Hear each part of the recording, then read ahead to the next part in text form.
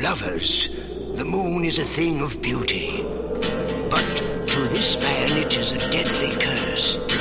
When the moon is full, this miserable wretch turns into a hairy, snarling half-man, half-beast. Prowls the night, his fangs thirsty for human blood. He is a werewolf.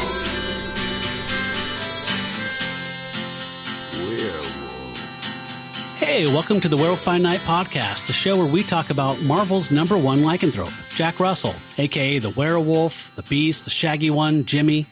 I'm your co-host, Matt Howell. I'm your other co-host, Jacob Balcom. Thanks for joining us this week, listeners. We're going to be talking soon about Werewolf by Night number 25. But before that, I wanted to touch base with my co-host here, Jacob, about a post that we had today on our Instagram and Twitter feeds. Yeah, so last issue was the last appearance of Vince Colletta as our inker. And, you know, we've had some fun with Vince. I don't necessarily think we've savaged him too much in any way. But I thought for on Timely Tuesdays, we normally will post, you know, older covers from the Marvel Atlas Timely days. So today I posted a cover of Marvel Tales, Uncanny Tales, and another cover of Marvel Tales, all kind of having the theme of there's a man with no face, looked like his face was erased. And there's another one that said, bring back my face. And then the one where the whole body had been erased. And, you know, I go through a lot of scans of covers and issues, and I'm like, oh, that's kind of funny. And I was like, oh, maybe I'll post something about Vinny Colletta, because, you know, we've talked a lot about how much he's erased things in issues and done different things like that for artists. And so I was like, oh, that's fine. I'll post those three, and I'll say, though not drawn by the man himself, these covers exemplify the spirit of Werewolf by Night inker Vince Colletta and his magic eraser, which I thought was mildly amusing. I'm still going to stand by it. I think it's a pretty solid joke. If you can't remember, Colletta's infamous for taking pencils from people who did elaborate work and then erasing them so he didn't have to ink them. That was the joke. It is a very common comics fandom joke. It's not a big deal. But I echo whatever we put on Instagram on our Twitter feed. And so I posted that same thing and pasted Jacob's comment in there along with the art and credits.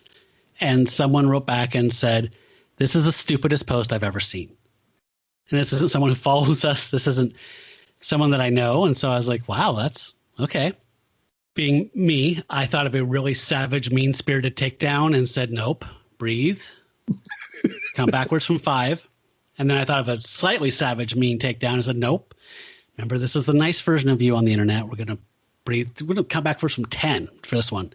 So then I wrote something to the effect of, like, we eagerly await our no prize, which is a Marvel joke. When people point out errors in the letters column, editors would say, we're sending you a no prize, which everyone assumes is nothing. That's a joke, right? That's the joke. Okay. So, again, these are all just lighthearted little jokes. And then I sent it to Jacob and said, I think we got our first enemy or whatever. And I went through that person's feed. And the weirdest thing was I went through, like, their tweets. And they were, you know what? I'm gonna do this properly. So the majority of these tweets from this person were things like this: a good review for an auto diminished value appraiser using due diligence in Tennessee. And then there's a link. Automobile diminished value appraiser in all 50 states with some broken HTML code and a link. Proving automobile diminished value in Utah. What constitutes proof? Proving automobile diminished value in Texas, and so forth. So I was really confused about why this person had an issue with us ribbing a dead inker. But then I went into some of their other feeds, their tweets and replies, and there's a ton of Colletta love. So they created a hashtag that was something to the effect of Kirby and Colletta, nothing's better. And there was just a bunch of covers and basically stuff like we do, but it's just Colletta focused. So, yeah, we really hit them where they live. So then I went back after this, and I decided, I was thinking, somebody was posting something to the effect of, like, you know, I feel weird sometimes blocking people, but then it's like, Twitter isn't a democracy. It's not an equal opportunity environment. You make it what you want to be. So if I don't want to hear what the fuck you have to say to me, some sexist, weird, stupid, racist shit, I just block you. You have no rights. And so I just went and I tweeted at them and then blocked them. And I said, you should have seen. So they said, this is the stupidest post ever. I said, you should have seen the original before Vinny got his grubby hands on it, or something to that effect. The point being that it was a good tweet before Vince fucked it up. Yeah, and I appreciate that. I feel like you were defending my honor, and I think that's very sweet. No, I don't know. I mean, yeah, people get upset about stuff, and we had to know that Coletta had to have some kind of fandom online, however small. But again, I don't think it was the stupidest post. No, I've seen a lot stupider posts. I've seen a lot stupider. But yeah, it was a very strange reaction to get, but also par for the course Twitter wise and just social media wise in general.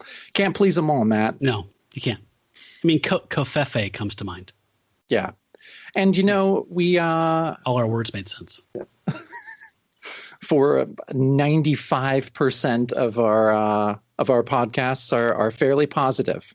We do like to rib Coletta and Rob Liefeld a little bit, but yeah, Coletta mainly, and I'll stand by it. Yeah, I do too.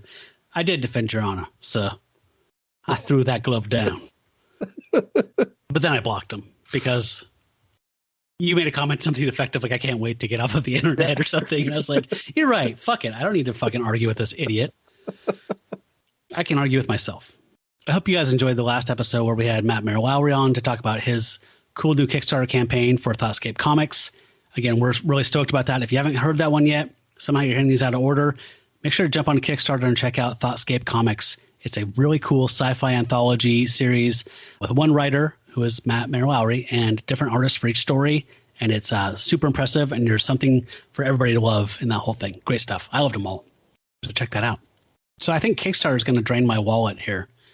I supported 2 things today. So I like Kickstarter. I don't know how much you do it. I go down holes and they start recommending things to me based on algorithms, and then I get really fucked. Yeah, I go through phases. I'll like you, I'll end up like backing 3 or 4 things and then not back another thing for like 10 months. Yeah, but that's how I am. But yeah, I feel like I'm going to be on a Kickstarter jag again. Yeah, I'm super excited about this one I backed by. I don't know if you saw in the feed, I posted this dark fantasy sci-fi anthology called Dagger Dagger. Yeah, and that just arrived. It's like 350 pages. And that guy is publishing a sci-fi Western, essentially, called Gardener. That looks amazing. It's already, I'm not doing that thing where people ask people to support a campaign they like because they want it to happen. It's already reached its goal. It's happening, but it looks really cool. And one of our listeners, James Edward Clark, is doing the art for something called Tales to Enlighten, a psychedelic death cult graphic novel, which just checks so many boxes for me personally. I love his art. The subject matter looks absolutely bananas. So I was in. I had to do it. That one's already been funded as well. So that's into stretch goals at this point. So no risk there for Heartbreak. But there's 2 cool things I'm excited about. Kickstarter's kicking my ass. Are you supporting anything besides Thoughtscape?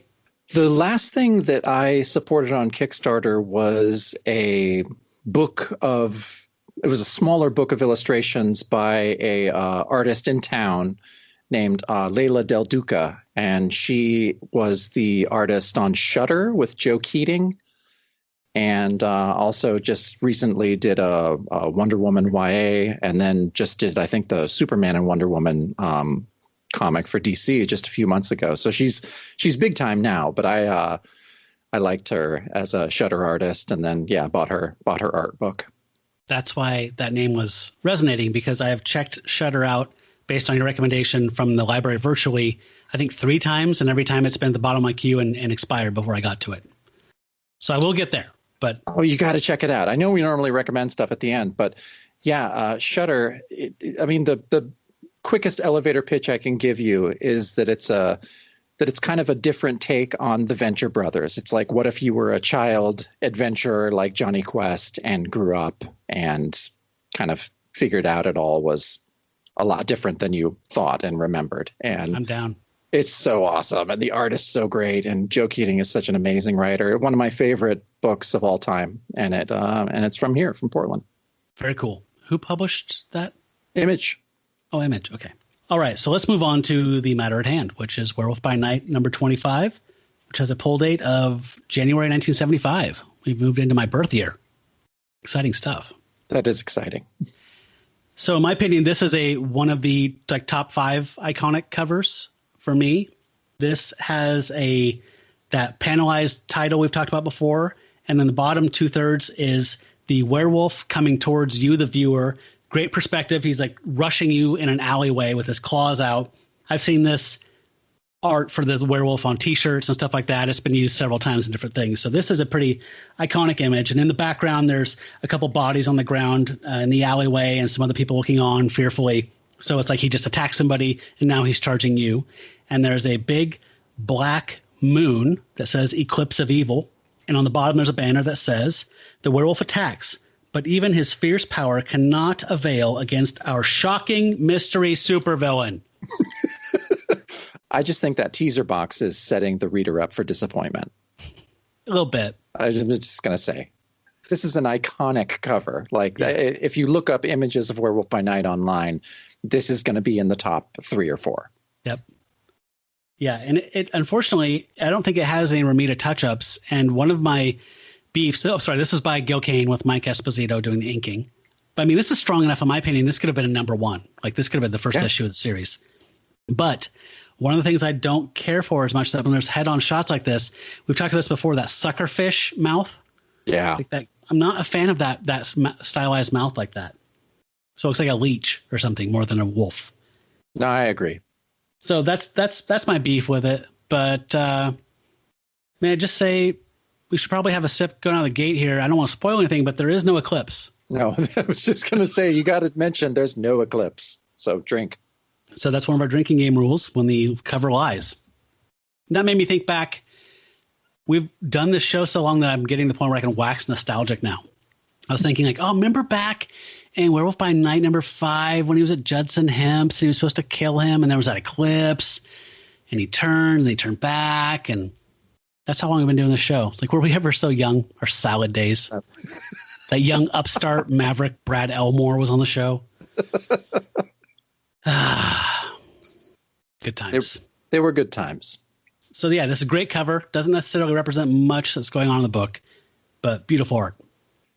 Yeah, but on page 2, we jump right into the action that we were left in last issue. First, the credits for this issue are as follows. We have Doug Munch on script, Don Perlin pencils and inks. And I should clarify that the "and" is in bold and it's underlined. So and this italicized. And italicized. So a lot of light is being shone on that "and." And I just think that Perlin he's a classy guy. He's not going to shit talk Coletta like we do, but this is his way of being classy, but also being like, thank God it's just me now.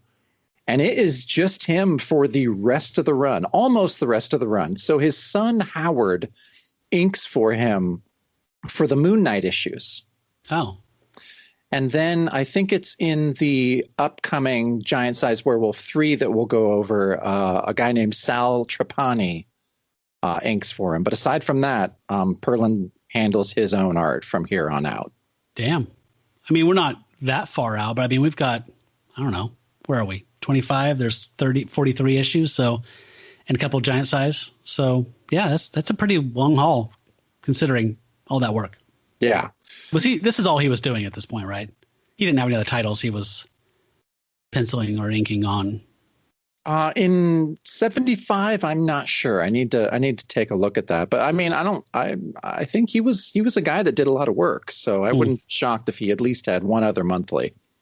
I have no idea like how long it takes to pencil and ink an issue. I'm pretty ignorant to that kind of, I mean, everyone's different. They have their own process and time, but I mean, generally speaking. Exactly. And yeah, so we have Dave Hunt lettering, Linda Lessman coloring, Roy Thomas editing, and that's going to be switching pretty quickly, I think. Roy? Yeah, I think Roy's going to go on a bit of a sabbatical soon, and it's who takes over? Who takes over for him? Is Roy getting a haircut, like his Page Boy haircut fixed, or? Yeah, I think No, because they did some kind of weird sharing of editor duties. Oh, swinging 70s. Yeah, it's swinging 70s. It's basically an editor's key party, and Roy just is no longer the focus. Okay. And so this page we open on Lieutenant Northrup standing over the beast, who's still tangled up in the net from the end of last issue. And he says he's going to take the beast downtown, and then I thought this was funny. He makes the mistake of giving the net like a nice kick, which, the beast decides to take advantage of and grabs a hold of his leg. He's like, "Hey, let go, you mangy monster." And then that panel at the bottom is the beast, tangled in this net, and we get the title above him, An Eclipse of Evil. And yeah, that bottom narration reads, "He was bellowing because the werewolf had managed to slide his clutching talons through the net, but the noise only made me squeeze tighter as I yanked." So it's like not even hubris. Like he's just stupid. Like you have a monster. He's just stupid.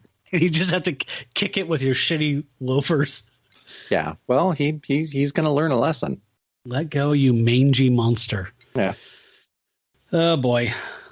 The werewolf has played possum essentially and waited for this to happen, grabbed on to Northrup's ankle, yanked him into the hemp net with him. So now they're all kind of tangled up together, rolling around. And, he's like, "Hey, that thing's got Northrop." The other cop, I forget his name all the time. It's Eddie. Eddie. Well, no, that's not his partner, right? That's just a normal cop. Eddie comes in later. Oh. Because Eddie's another detective. Oh, okay. Well, this guy's like, "Hey, that's, he's tangling up with Northrop, and he's the guy that probably killed Lou Hackett." And Roy lets us know that was not, in fact, Jack. That was somebody else. And here's the issue you can look at to see it. So they just fire, or there's a fire from inside of the tangle. So this is that trope you see in every goddamn cop, whatever thing, where people are wrestling with a gun. It probably goes back to silent film. You're wrestling, a shot rings out, everyone freezes, and you try to figure out who caught the bullet, who got shot. In this instance, it was the werewolf. Yeah, because the cops are worried. They're like, "Vic, are you all right?" On the next page, he's like, "Of course I'm all right. Now get me out of this mess." So the other cops try to free Vic as he makes some kind of rapid fire bad jokes, which I thought was great. He's like, "Well, hurry it up. I feel like a caterpillar with claustrophobia. And besides, this thing's hair is tickling my nose." He goes all Groucho, like really quick. Yeah. It's like up in the Adirondacks. Doing the dinner theater stand up. Oh, hey, oh. Hey. It's so funny. So yeah, the cops are busy, not laughing at his jokes as the beast like shreds a hole in the net and slashes and claws his way out of captivity. He just beats the shit out of a bunch of the cops. And then just clears out, jumps over a fence. And as he runs off, Vic says, "Maybe that shot I snapped off didn't stop him, but it did accomplish something," which we'll see on the next page, leaving a blood trail for them to follow. There's some interesting munchiisms. Munch. We need a name for that. Yeah, we really do need a name from that. Here's the language used. So this is when we're seeing the two panels of one where the beast's claw is slashing through the net and coming out, and then the beast is popping out through that to attack the police to make his exit. The werewolf shredded the final layer of his oversized cheesecloth cage and mushroomed from the tattered remnants like a berserk jack-in-the-box, slashing and clawing to beat the proverbial organ grinder. Now, I understand that not all proverbial things have to be classical proverbs in the sense of the Bible or some folktale or something, but there is no... now it just commonly means a figure of speech, right? The proverbial needle in the hay. That's just a figure of speech. It's not from the Bible, as far as I know, but it's proverbial. Yeah. But to beat the organ grinder, I've heard to beat the band. That's an expression. Yeah, I think that's what he's trying to do. But we know from previous issues that he likes to take this kind of bad beat poetry cadence to his words. A lot of his sentences are super long, and I can imagine them being recited at like the gaslight. You know? Yeah, I can dig it, I guess. I mean, again, if you've split a joint with somebody and you've had a couple cross tops, I bet you're just kind of like, he's young, he's feeling it, he's got his oats. No, I don't hate it. I recognize it as silly when it happens, and it does happen a lot. But it doesn't turn me off from the book. I think it's endearing. Yeah, I guess I don't have a problem with it so much. Like the giant cheesecloth, that's a little weird, but I'm with you. But then when it's like to beat the organ grinder, like you took it was a bridge too far. See, and that's also why I know that we've done this for as long as we have, because both of us will do this. When I read proverbial organ grinder, I was like, oh, Matt's going to have a problem with that. And truly I did. So on the next page, as Jacob mentioned, there is a trail of blood now because the beast took a bullet. So there's like, hey, we'll just follow this and we're fine. Then we cut to the Redditch household where our friend Buck is recovering on the couch. Mrs. Redditch is giving him some tea. He has a cold compress on his head because if you recall, he and Jack showed up. Mr. Hyde essentially opened the door and beat the shit out of them. Jack turned into a werewolf and split to find the guy that did that. Buck woke up and was like, where the hell am I? What happened? She's reminding him what happened. Get a little flashback here. Despair punched. He calls himself Despair, even though he's the agent of Ultimate Evil. I thought it was weird that Buck had like a terry cloth shirt on. It looks like a terry cloth shirt, no. Which is like something you wear at the pool, right? It's like what you wear back from the pool when you have wet clothes on. Anyway, yeah, so they're hanging out and he's like worried about Jack, so he has to split. She thinks that he's worried about her husband, who's turned into a monster and is rampaging around L.A., and he's saying, no, it's I got another problem, but it's nothing that Dawn won't fix. A little cryptic, cool aside. Yeah, so the next page I really love. Like, I really love the art on this next page. I think it's a good preview of the good work Don Perlin can do when he's inking his own pencils. I think especially like those top 3 panels, the beast is like traveling through the city, like stalking Deprave. And I don't know. But what did you think of those top 3 panels? I loved them. They're pretty solid. There's several of these sets of panels that are like this in a row that I think are really strong in this issue. This is the first of them. Yeah, and so the beast, he's going through the city. He finds Deprave. He finds him beating the shit out of some poor guy, just having a good time with a special lady. And then I like how he's still kind of waxing philosophical. He says, you don't deserve the girl. Only evil is strong enough to claim pleasure. That's word salad. Yeah, that's a lot of weird, creepy word salad. But he looks rad, like with his shredded pink shirt and his just crazed simian Cro-Magnon face. He looks very powerful and very scary. Yeah, in that middle panel, and then especially in that bottom panel, he's horrifying. It's like something out of an EC comic, and the beast looks great too. The fur looks great, and so yeah, the beast is jumping out at Redditch. Redditch is like, "You again, attacking me." Sorry, Deprave. But I'll kill you just as I killed that weakling Redditch. The narration at the bottom is like, of course he was Redditch, and any murdering was purely psychological, even if neither one of us recognized the fact at the time. Yeah, I just think this is one of the most solid pages of the issue. I think. Totally agree. Yeah, it's gorgeous. Every panel's great. Yeah, this will be like one of those ones I would buy for a couple grand. The original. One of my issues on this 2-page spread here we're looking at, or I guess it's not 2 pages for you, but the last 2 pages here, I don't understand why Linda Lessman is changing his hair color, at least in mine, every single panel he's in has a completely different hair color. One time it's stark white, one time it's kind of salt and pepper, another time it's straight up just blonde, like comic book blonde, another time it's between white and blonde. It's just all over. Yeah, and in the digital edition on Marvel Unlimited that I'm reading, it's the same thing. Every panel, it seems like it's a different color. Yeah, in that middle panel, it's super blonde, and then at the bottom, it's kind of a lighter blonde. And on the previous page, it was white. And yeah, I don't know. I don't know how to explain those inconsistencies because, like I said before, Linda Lessman is my second favorite colorist on this book and has done great stuff. But the last 2 issues have been not great. Yeah. I don't share the affinity for her work that you do, but I respect her. Okay. So on the next page, they're brawling. The werewolf gets cold-cocked by Deprave. There's some narration kind of describing the fact that the werewolf never really seems to, learn that when it comes down to tooth and nail brawling, that he's not the strongest one there is. And you can't just go balls out attacking. That's not the strategy to win, because he doesn't have the sheer strength that a lot of his foes have. So the fight spills out onto the street. The lovers that were just randomly attacked in the park by Deprave are kind of collecting themselves and running off. And meanwhile, a car comes up, and it's a drunk driver. And so he swerves to avoid this monster fight in the middle of the street, and he says, "Holy smokes, those wackos trying to hit me.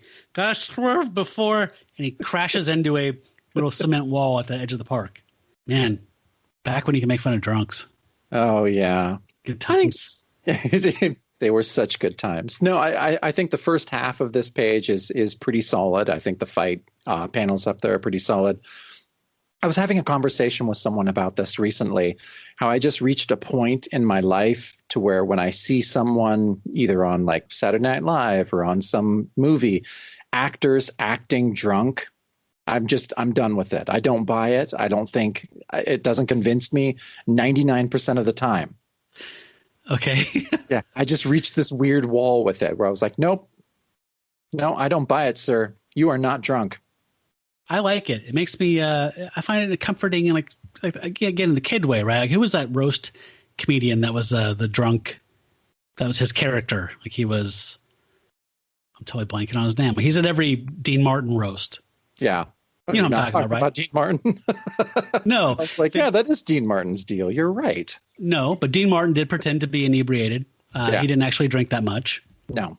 But this guy was like, that was his bit. He was just the same way that Ruth Buzzy, was a character. This guy was like the drunk.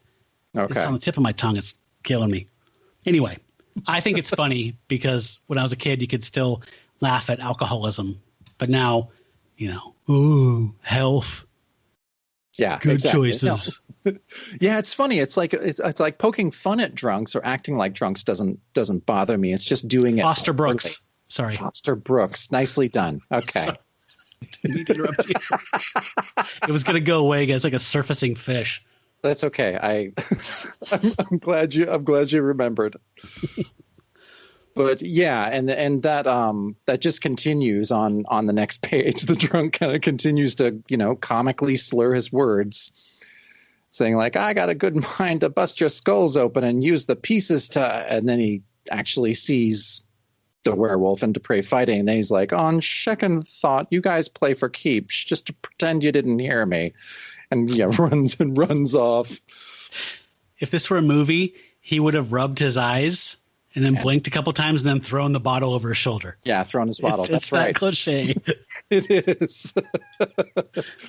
Which I did like. It did almost make me laugh a little bit as I was reading it. I thought it was pretty funny. So yeah, we get back to the fight. And, I guess, okay, in that middle panel, I'll read the narration. It says, "The drunk took off in a fast waddle in one direction as the werewolf glimpsed a shadowy form lurking in the other. But he didn't have time for furtive spectators. His foe was down, apparently helpless, and even he recognized propitious moments." And so this is our first hint of our big super mystery villain. But then as Jack continues to beat on Deprave, he starts to transform back into Redditch. And so it's interesting to get some other transformation panels that aren't Jack in this comic. And this one I thought was okay. What did you think, transformation-wise? Yeah, I mean, he's kind of like, it's all light, sketchy lines, so it's kind of like just vibrational kind of phasing, essentially. Yeah. But I really love the fact that this poor fucker who he recalls he had his lips to a beaker and was going to cure humanity's ills. And then he wakes up and there's a werewolf holding him by the lapels. And he's in the middle of town going, "What the fuck is happening?" Yeah, like he's screaming. He screams, "No, what in heaven's name is happening?" And yeah, his face is hilarious because it's totally scared. So that made me happy. Agreed. Yeah, so there's a lot of narrative text on this page here. So it kind of is trying to flash back and tell people who hadn't read the last issue that this guy was trying to use biochemical research to cure some of humanity's problems. But we see in the meantime, he's just on the ground with the werewolf holding him going, no, please. And the werewolf doesn't care. He just remembers that he was the monster that was just punching him. So he slashes at him and throws him into the drunk's car. And he's pretty fucked up. I mean, he like full strength throws him into a car. I think he dents the car with him. He's so fucked up. Great panel on the bottom left there where you're looking over the werewolf's shoulder as he's looking down at Redditch, who is unconscious, and just realizing, like, I guess that's good enough. I killed him good. And so he runs off. And then on the next page, now we switch to Lieutenant Vic Northrup again, who is, following that trail. He says, I don't care if the trail of blood has disappeared. All it means is that the hole I blasted into that mangy monster has congealed and that it's still alive and clawing. So he's like, that means we're going to find the werewolf, even if we have to comb LA until the full moon turns to green cheese. So he's still doing his bit. He's still working on this Type 5. Mm-hmm. But then the cop he's working with says, Lieutenant, over there, it looks like the beast is starting leaving a new trail, a trail of victims. And then they discover poor Redditch, who is really fucked up. Like you said, I mean, it kind of reminded me, I mean, he didn't get hurt, but it reminded me of that, like the Tarantino's Once Upon a Time when Brad Pitt's hit character like throws Bruce Lee into the car. Oh, yeah. And totally. just like totally fucks up the door. But he is really fucked up. Like he's basically in a coma. And so the cops are like, shit, we gotta get him to the hospital. He is super hurt. But actually, no, I did like this middle panel. I wanted to talk about this because it made me laugh. Because so he's with his partner now, Eddie. So Vic is saying, it's not his car, Eddie. Those are out-of-town plates. His name's Winston Redditch. I've never heard of him. And Eddie's like, you would have if you peeled your nose off the sports page while he was making a splash in the science section. He's been doing research into Jekyll Hyde theory, and our werewolf is the most convincing Mr. Hyde I've ever seen. So I kind of love Eddie already. Northrup is the jock who hangs out with, Lou Hackett. But Eddie's the dude that, is reading Scientific American and popular science and stuff. I like him. This is a buddy cop drama that I'm really getting into already. Yeah, he reads the whole paper. He does read the whole paper. He's not a meathead like Vic. Yeah. We've already established that Vic is 1975 Burt Reynolds. I think this would be 1975 Paul Newman. Absolutely, it would be Paul Newman. That's a perfect call. So they call the ambulance for Redditch, and in the last panel, we go back to the Beast, who's starting to walk unsteady as dawn is starting to break. And again, man, Munch with his prose. So the narration reads, the werewolf's wound may have coagulated, but that didn't stop him from staggering down the street as though stricken with a severe case of corpuscle deficiency. Yeah, blood loss or corpuscle deficiency, however you want to say that. Yeah, I mean, it tracks. It's just everything that he writes makes sense, but it's always just like you cock your head a little bit. You're like, that works, but it's still weird. Yeah, and I'm not always for the most direct, Bukowski or Hemingway, minimalist kind of language, but sometimes you have to translate and backtrack. Oh, he's saying, okay. No. There's a great transformation on the top of the next page that I like. So the beast continues staggering as the dawn's coming up. It says, end with the dawn. The moon evaporated. He's walking unsteadily. He's all shaky, leaving the werewolf to do the same, albeit less gracefully. And he's clutching onto a lamppost, and he's starting to become Jack again. He's shaking. He's screaming up at the sky. And then the last panel says, until Jack Russell sprawled in the gutter like a common drunk, just another blot on the early morning scenery. And sure enough, he's laying in the streets of L.A. as someone's walking by with his lunchbox on the way to his blue-collar job, looking down at him with disdain. Fucking hippies. Sounds pretty good. Yes. And meanwhile, we cut back to the Redditch household, and the wife has got a call and found out that her husband's in critical condition. And so she tells Mr. Cowan about that, and she's like, they don't know if my husband will live. If you'll excuse me, I think I'd like to be alone. He's like, well, certainly, Mrs. Redditch, I understand.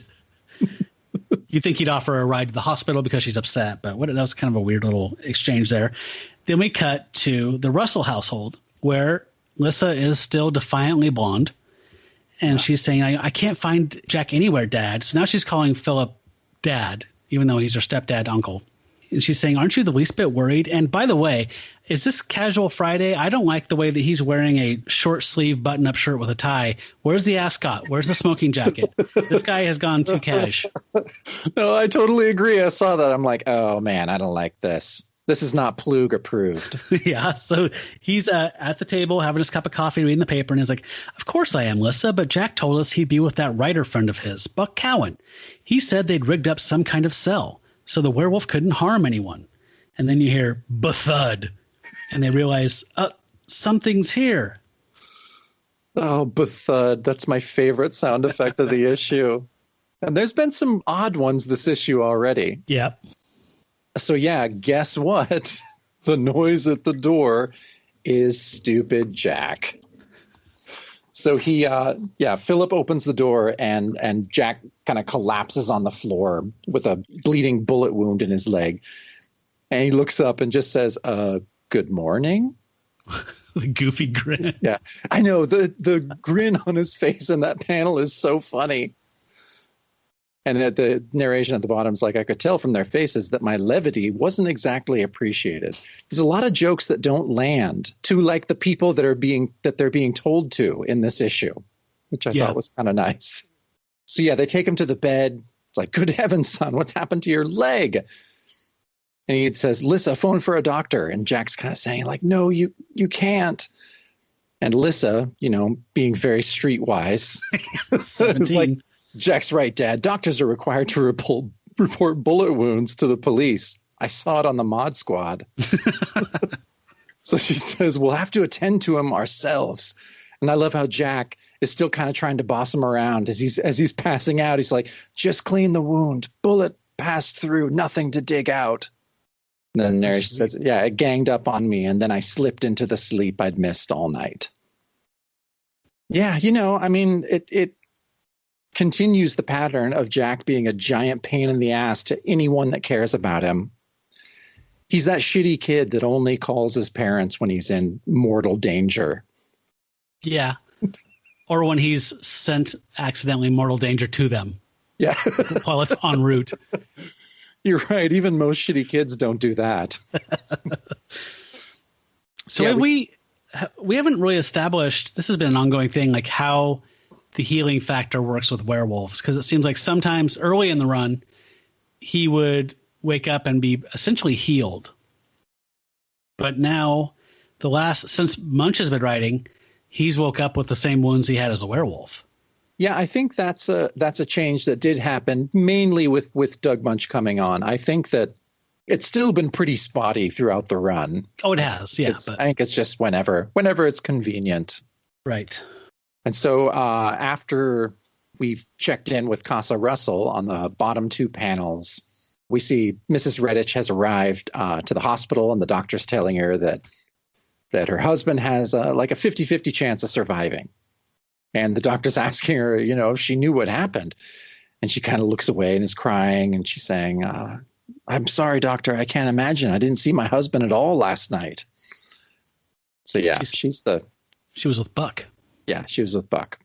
But yeah, I feel pretty bad for her through the whole issue. Yeah, especially because she got clocked pretty hard by her monster husband. She did. So we open the next page with what shocks me, with a line that says, a month passed. I healed. Which is kind of okay. We just hurdled 30 days into the future. Yeah, I thought that was a really strange thing. We haven't done that for a while. I feel like we haven't done that since Cephalos. Yeah, where it just kind of just says 4 weeks passed, not a lot happened, still don't have friends, don't have a girlfriend, a steady. So yeah, Buck comes by to visit, and he's like, hey, you're not even limping anymore, let's go down and go bowl a couple frames. And he's like, come on, Buck, stop the jokes. You know what tonight is. The moon is fat again. Just going to pause and let that sink in.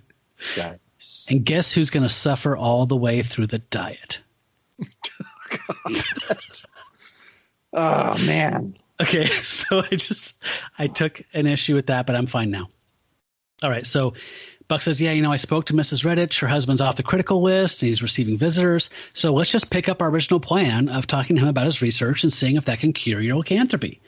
And so again, we get this shot, much like last issue, where Buck and Jack are getting in the car. I think they need a couple name. Like Juck, I don't know. You can figure that out. Badju, Badja, Jabu. But they're definitely a couple, and they're ditching Lissa again. Like getting in the car and saying, "Hey guys, where are you going?" He's like, "I don't want to get your hopes up, sis, but there just might be hope for the both of us." And so she's like, "Oh." So girls don't get to do anything; they just get to watch. The guys speed off to the hospital. There's a really trippy Nurse Ratched kind of ghostly figure, candy striper woman that's like faintly. She looks like a cardboard standee standing in the room. I don't know. This really upset me for some reason. No, it's scary.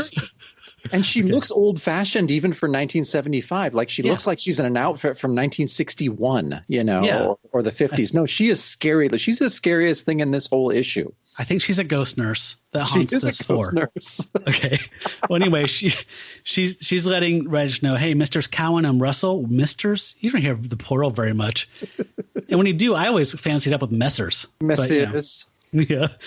Misters Cowan and Russell would like to see you, Mr. Redditch. And he's like, I don't believe I know anyone by those names, but send them in anyway, nurse. And so he's laid up in bed. He's got a bandaged head. And they come in, and Jack says, hey, how are you feeling, Mr. Redditch? He's like, much better, thank you. And may I ask who is inquiring? I'm afraid I know little more than your names. Because if you recall, they only met him as the monster. So they've never met the actual man. Yeah. And so I really like this next page. I especially like the first four panels of the top row. So Jack is explaining to Redditch that he was he's like, I was very close to the person that put you in the hospital, and that person is a werewolf. So he's definitely doing that thing like, my friend has this problem. My friend needs a nudie magazine and a 40 of Old English and a pack of smokes. He's a sick friend. I need him for a sick friend. Oh, so I think he's visibly sweating as he's lying.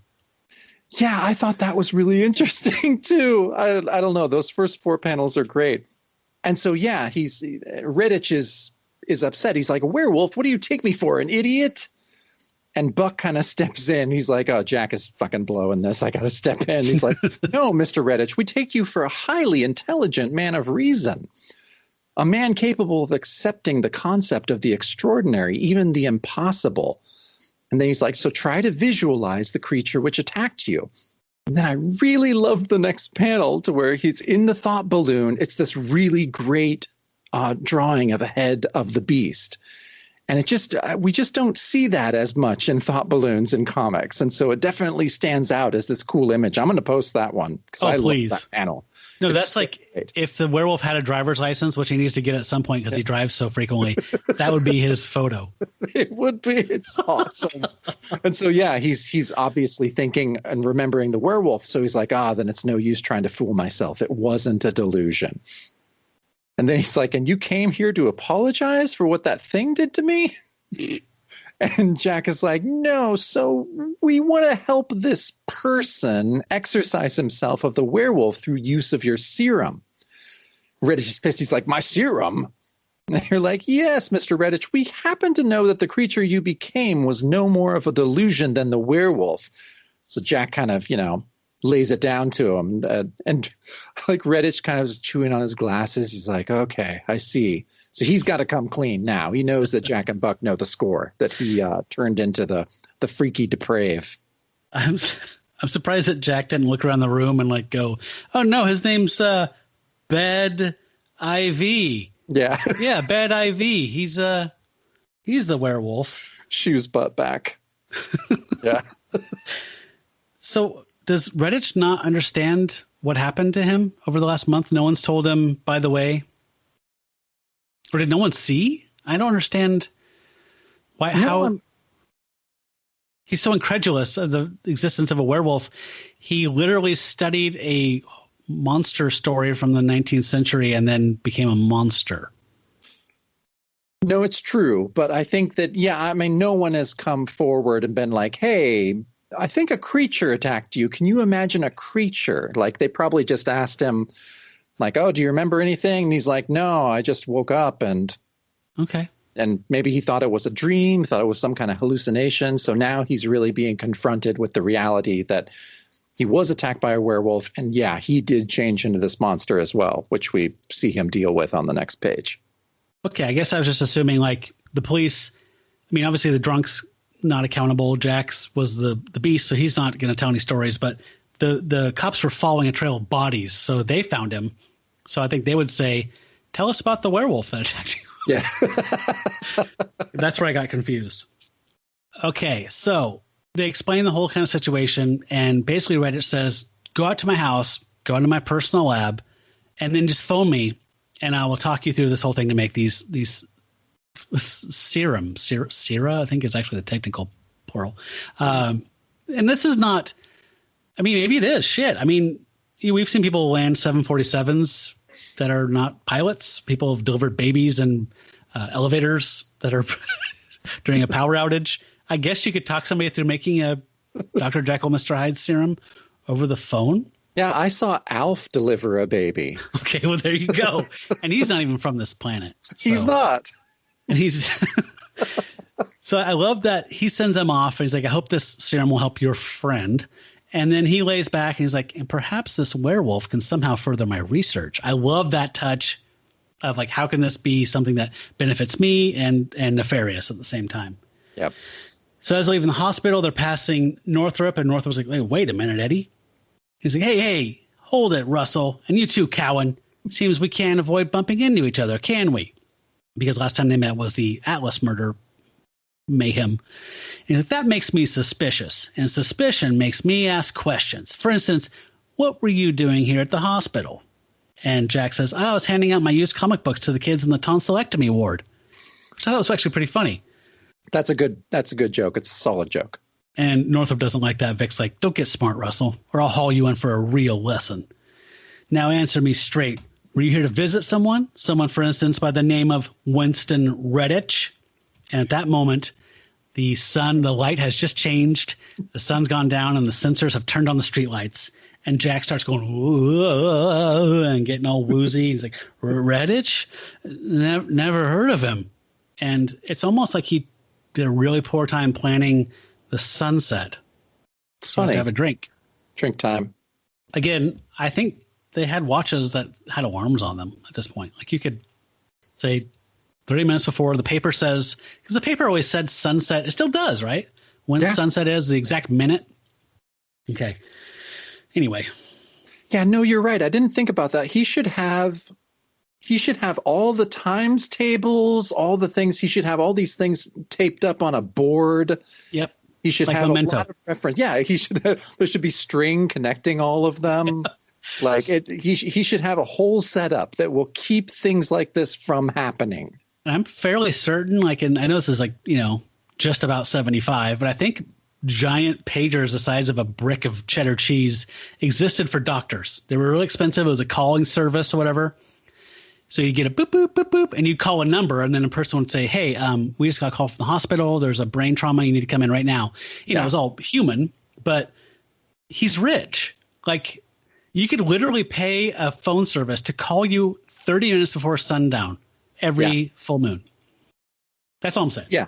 No, and he is rich, and he's back on good graces with Philip. Like, he has access to the Russell fortune.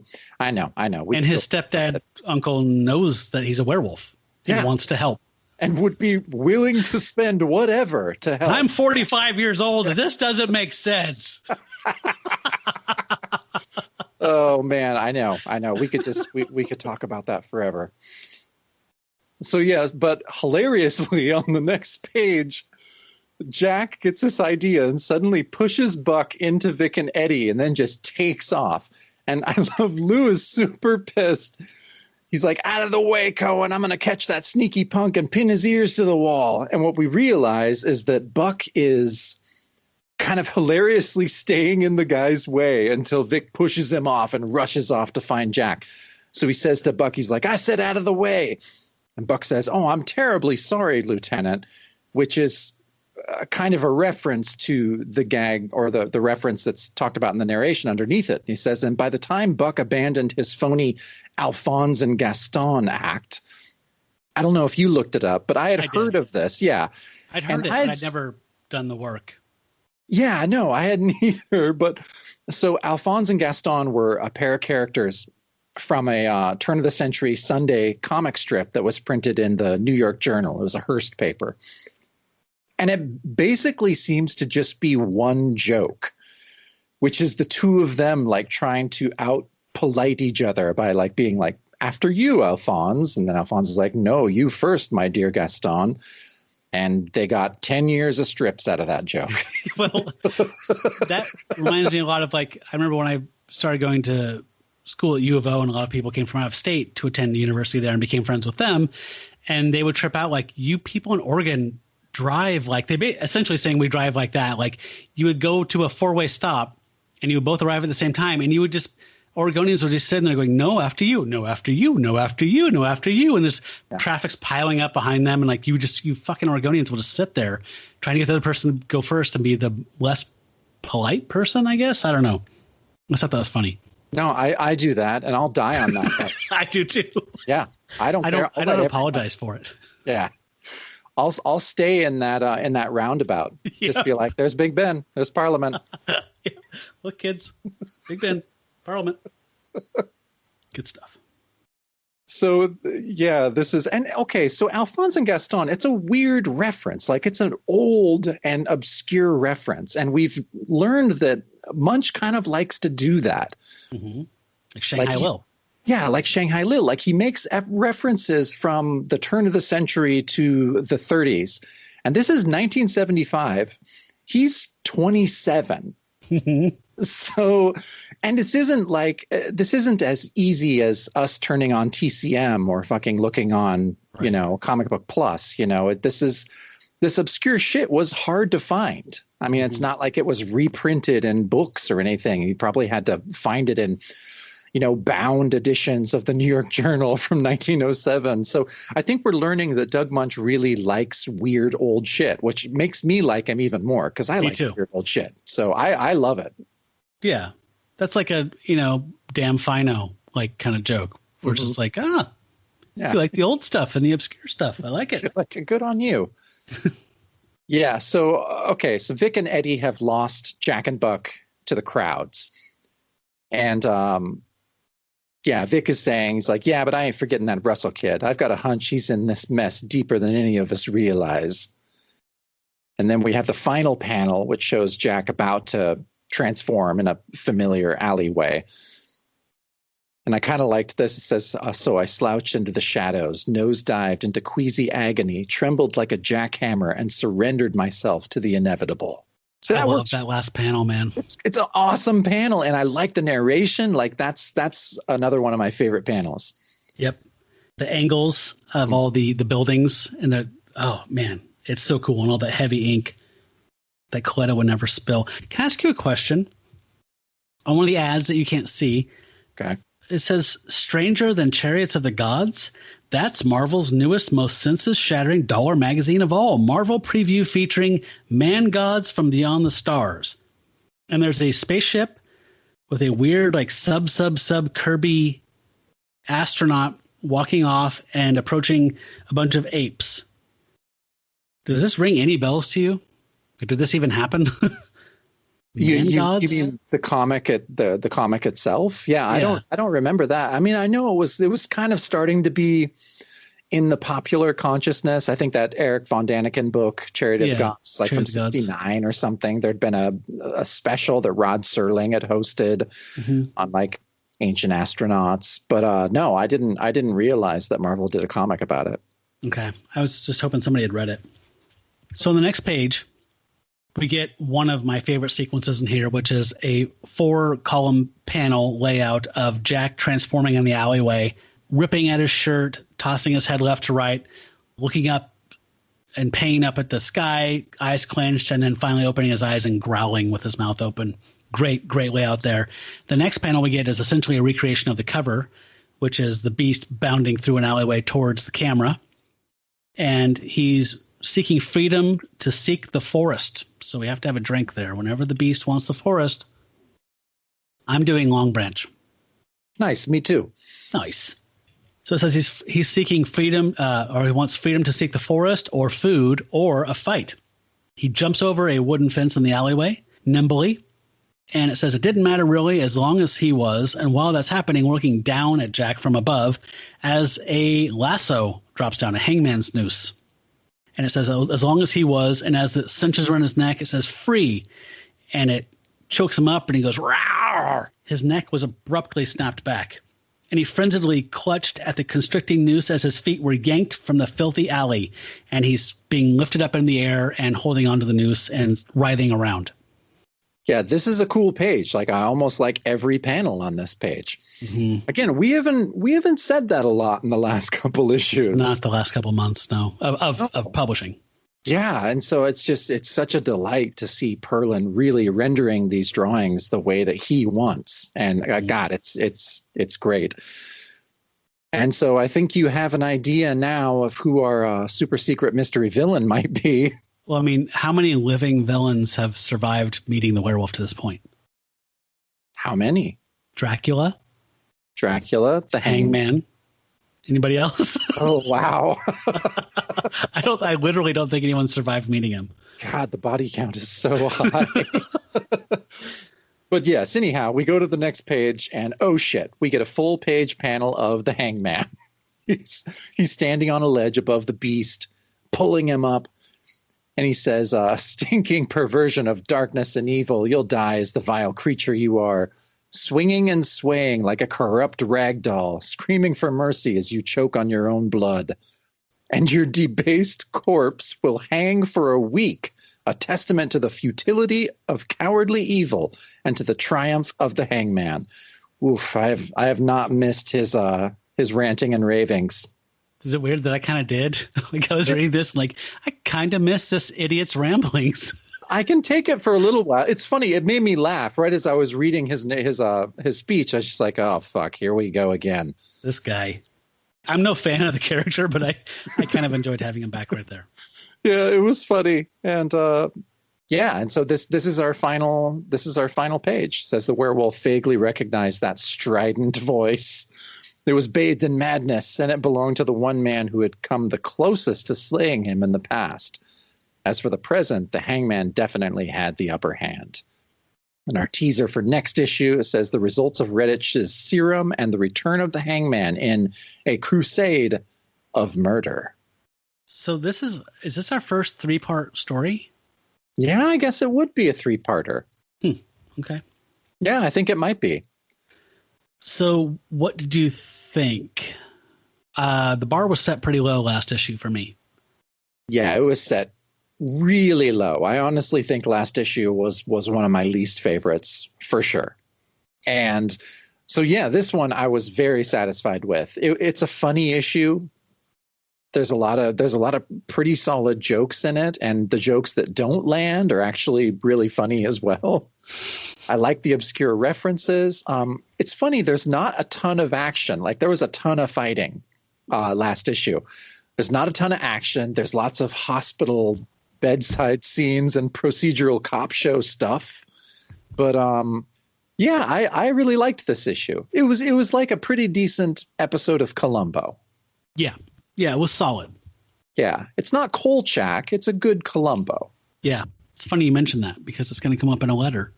Yeah, I was happy that the art's already starting to take an upswing to me. So the plotting was solid. It was okay. But just the fact that the inks are starting to kind of come back home to a place where they matter made me happier and appreciate the whole art more. Well, now you have me excited for Weremail. Okay.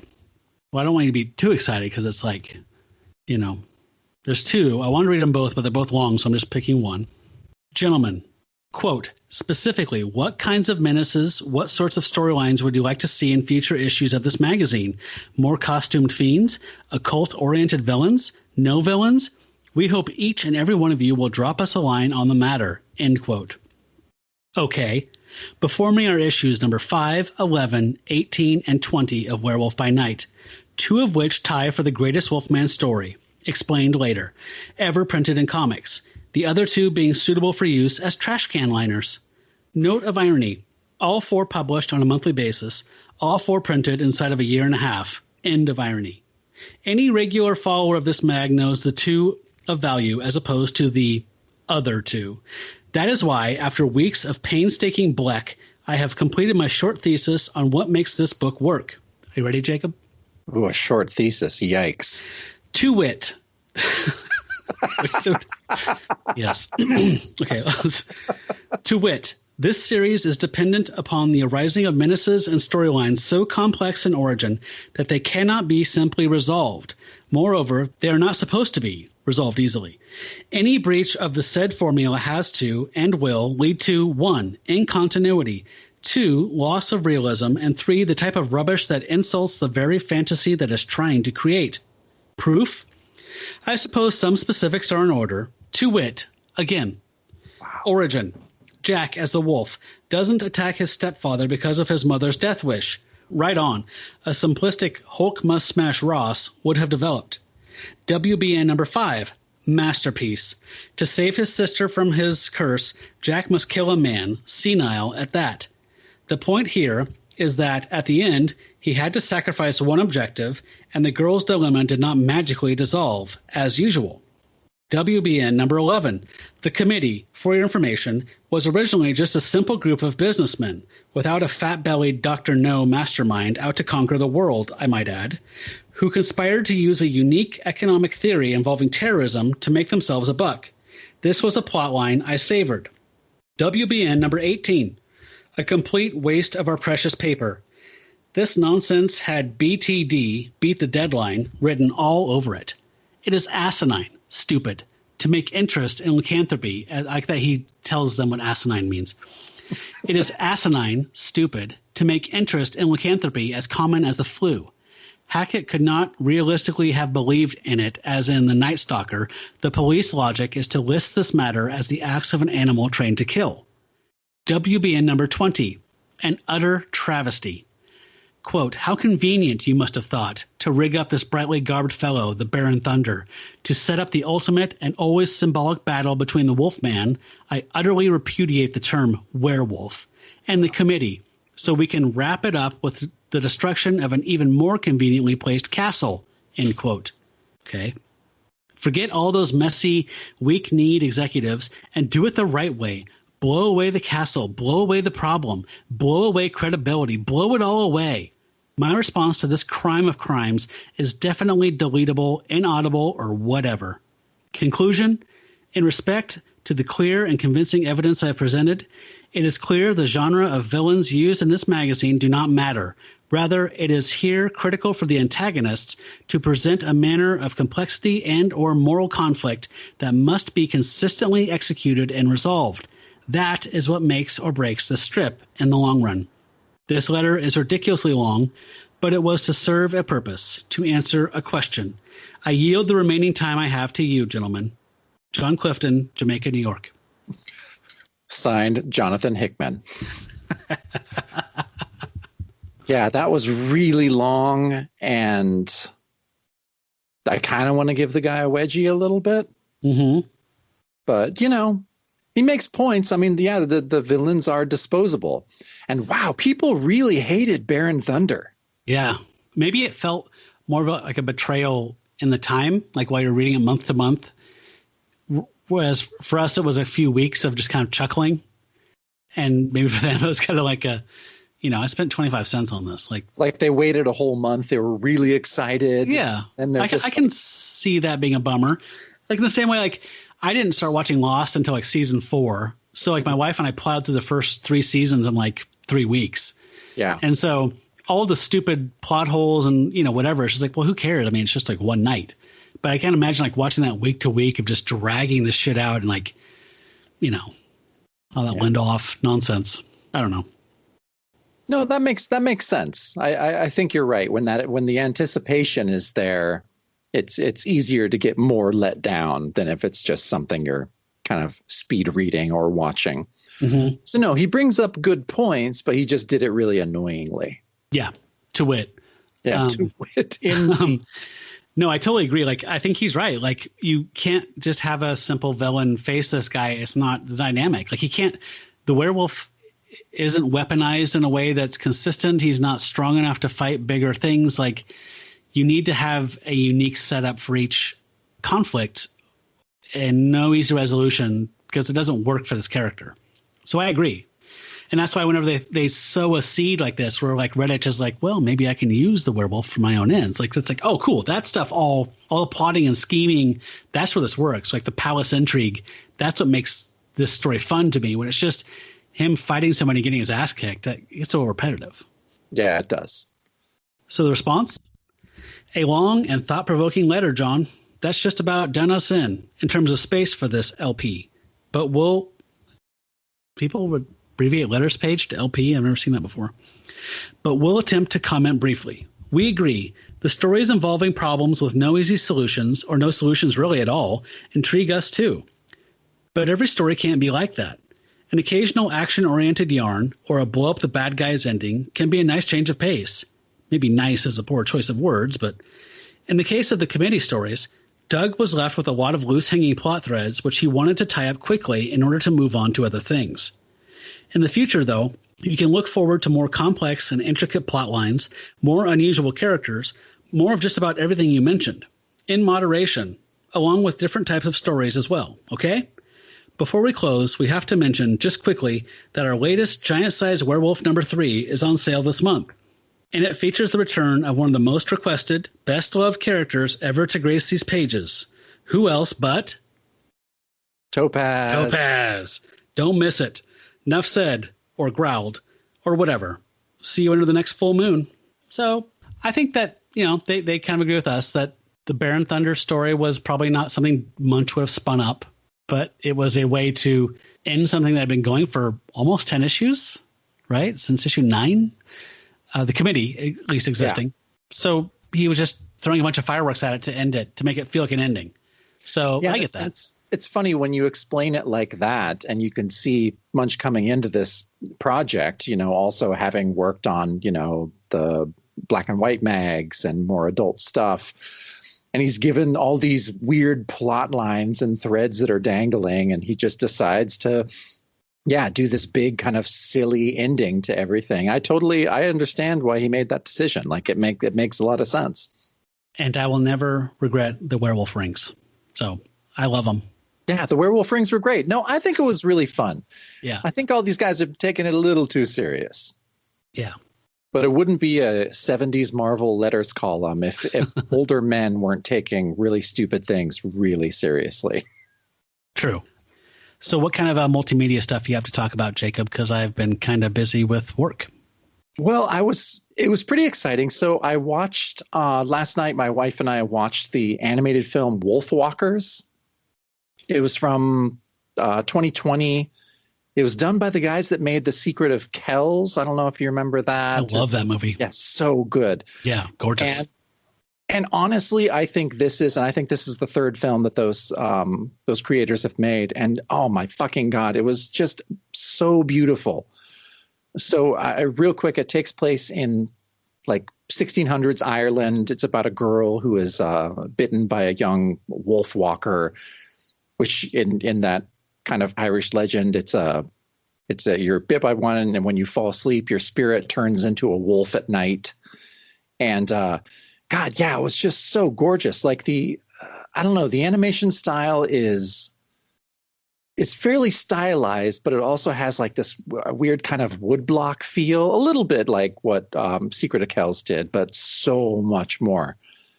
And it was weird. It wasn't a perfect comparison, but it also reminded me slightly of like maybe a little bit of a Dave Aja and Jeffrey Veregi type style. Well, Veregi especially, because a lot of times what he'll do kind of looks like woodblock a little bit. And totemic, woodblocky kind of. Yeah, definitely dealing with those with totemic is the perfect word for that. But yeah, really, really fucking cool. Oh, and the bad guy is literally Oliver Cromwell. That's awesome. Which I was like, holy shit. I think it was Alicia. She's like, the bad guy's literally Oliver Cromwell. I was like, yeah, I know, right? Where can you see this? Okay, so this is the bad news. Okay. It's exclusively on Apple Plus. Oh. And so the only way we were able to watch it was my mom subscribed to it, and I guess she just kind of realized that you can add, like, totally above board, you can add family households to the subscription. And so, yeah, we got this little email from her because I'm sure a lot of moms are saying this. She's just like, you got to watch Ted Lasso. And I do want to see that, though. It's really good. Like, Yeah. it's very sweet. It's great. Jason Sudeikis, right? Oh, God, he's just great. I love him. God, I love him so much. Yeah, so it's awesome. And there was other stuff to watch on there, like Fraggle Rock's Slave. on there. I want to see Slave, too. Yeah, that looked pretty Or cool. Servant? Too. Or wait. No, Servant, the Shyamalan thing. Yeah. Yeah, I think it's Servant. No, there's some cool stuff on there, but I'm just not subscribing to another fucking streaming service. I mean, I think you and I are on the same page. But I was very happy that we got to watch it. It was super beautiful. I mean, I know it's a kids movie, but it's not. Like, it's. I mean, you could. Yeah, it's. I mean, based on the Secret of the Kells, A Secret of Kells, whatever. Yeah. Yeah, gorgeous stuff. I can't wait to see it. Once you sent me a thing saying that's what you're going to talk about, I pulled it up and I was like, oh, those guys or those folks, whatever. Oh yeah, it's just I was really, really impressed. Both Alicia and I were kind of blown away by it. So I highly, highly recommend finding a family member with a subscription and piggybacking on them. Yeah, or doing the free trial. Yeah, there must be a free trial, right? I would do the free trial just to watch Wolfwalkers. I'll get crystal meth. I'll watch all that shit. Good. That sounds like a morning show. Servant. I know there's enough shit on there that, I mean, yeah, we'll watch it. I'm actually excited because Foundation is going to be on. Asimov? Yeah, Asimov. Oh, cool. I heard that's good. Oh, I can't. I mean, I heard the previews are good. Sorry. Yeah, the previews are great. And that's one of my favorite science fiction series ever. I've never read them. I've read it. I don't know. I've read it since I was a little kid. Like, I absolutely love them. And I've considered them unfilmable. Wow. So, okay. Yeah, we'll see. I'm really excited. So yeah, there's some good shit on there, I guess. But yeah, I'm not fucking subscribing.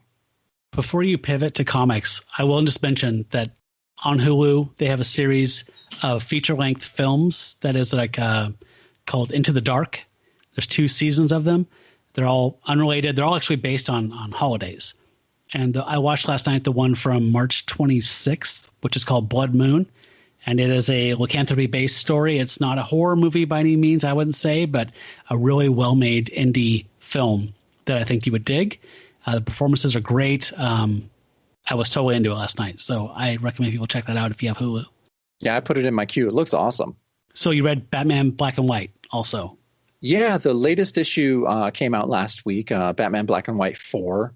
And we were talking about anthologies last week, and yeah, this anthology, I think it started out really strong, and it's been kind of spotty, which is sometimes as anthologies go on, sometimes you realize that, oh, maybe they were a little front loaded with, all the best stuff.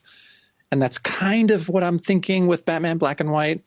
But in this issue, there are 2 really cool stories. The standout ones, there's a Poison Ivy story by Chip Zdarsky and Nick Bradshaw, which is great. And I don't know, I've subscribed to Zdarsky's newsletter for a long time, and he had this big joke running for a long time, even when he was just drawing sex criminals. It's just oh, someone let me write Batman. Let me write. And he would write these really funny spec scripts for Batman and send them out as part of his newsletter, and they're fucking hilarious. And so that he's actually writing Batman now is a really funny thing.